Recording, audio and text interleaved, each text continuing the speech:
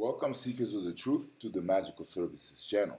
So this is going to be a most supreme love horoscope for the general collective for the time frame when the moon is in Capricorn. And as I am recording this video right now, the moon is indeed in Capricorn, and it'll remain there till the 25th around 8:30 a.m. Universal Time. So this horoscope will be for that time frame.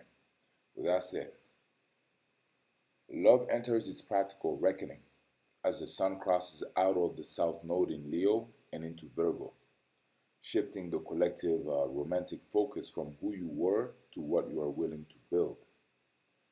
The dramatic karmic release that defined the previous days is fading, not disappearing, but settling into the quiet and glamorous work of integration. You are no longer being asked to let go.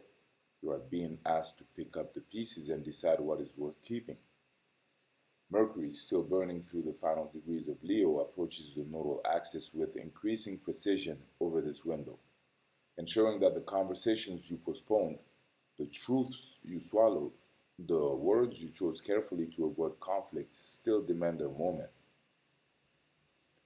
This is not new information arriving. It is old information finally being spoken aloud. And because Venus in Libra remains in opposition to retrograde Saturn in Aries, this transition does not arrive as a relief per se. It arrives as a test. You reach for the ease of romantic idealism, for the comfort of being desired without condition, and instead encounter the cold architecture of real partnership.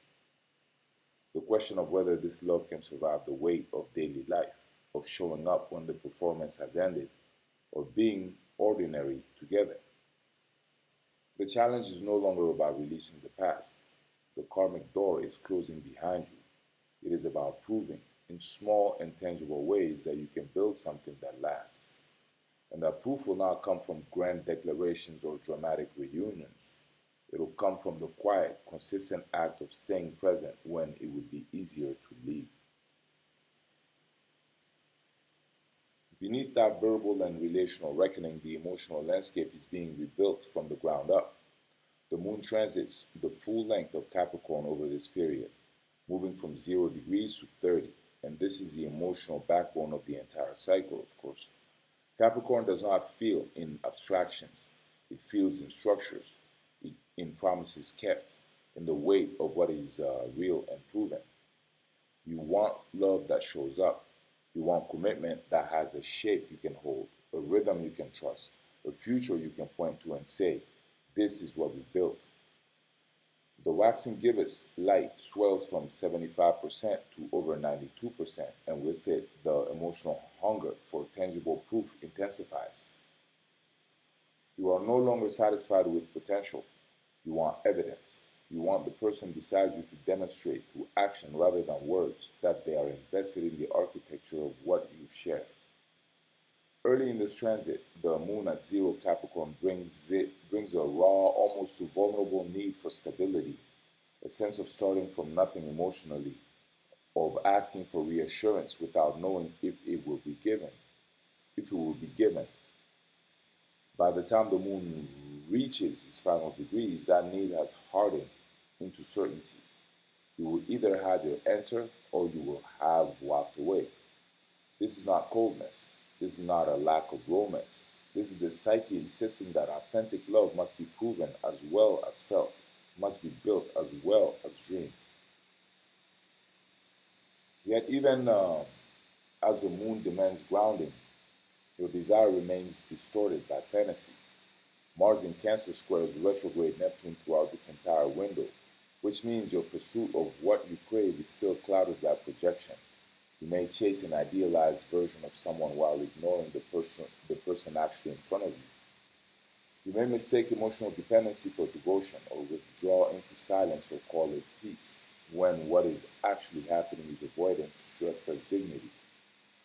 The Cancerian defensiveness of Mars wants to protect the heart, but Neptune's fog makes it impossible to see clearly what you are protecting it from.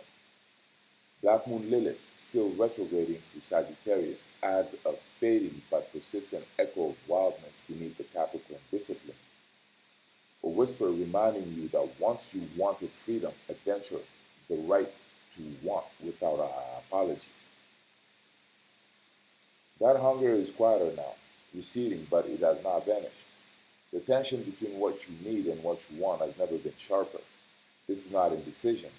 This is the psyche insisting that authentic love cannot be reduced to duty alone, nor elevated into fantasy alone. It must be both grounded and alive, both reliable and desired. You cannot have one without the other, and the temptation to choose one over the other will be strongest in the middle of this transit, when the moon's practical demands feel suffocating and Neptune's fog makes escape feel like salvation. The deeper current pulling beneath all of this is Pluto retrograde in Aquarius, quietly dismantling inherited power dynamics within partnerships, exposing where control has been dressed as care, where obligation has been mistaken for love. This purge operates slowly, almost invisibly, but it is relentless. Relationships that are built on unspoken hierarchies will feel the ground shifting beneath them, and the likely development as Jupiter and Leo trines retrograde Saturn is that if you can hold the practical discipline of what love requires alongside the optimism that it can grow, you break through the karmic ceiling entirely.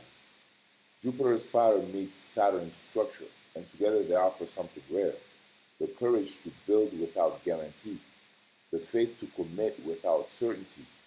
What emerges by the end of this transit is not the romance you were rehearsing in the karmic heat of the South Node. It is something more grounded, more honest, and far more enduring. Love that has been tested at Capricorn's demands and survived is not fragile. It is architecture. And architecture, unlike fantasy, can hold weight. So that is what I have for you today, Collective. I hope you enjoyed it. If you did, please feel free to like this video, comment this video, share this video, hype this video, subscribe to our channel if you haven't already, or hype our channel by letting your friends and acquaintances who might benefit from it know about it. All those acts would be greatly appreciated. There's a magical service being offered in the description box. Feel free to check it out. It could be very useful. And I do encourage you to stay in tune to future uploads, as I always try to keep fresh stuff on here for you. Also on readings, on specific readings, longs and shorts, divinations and astrology readings, and whatever else you would like to see if feasible. With all that said, thank you so much for your time. Thank you for being here and being part of our tribe. Until the next time, blessings.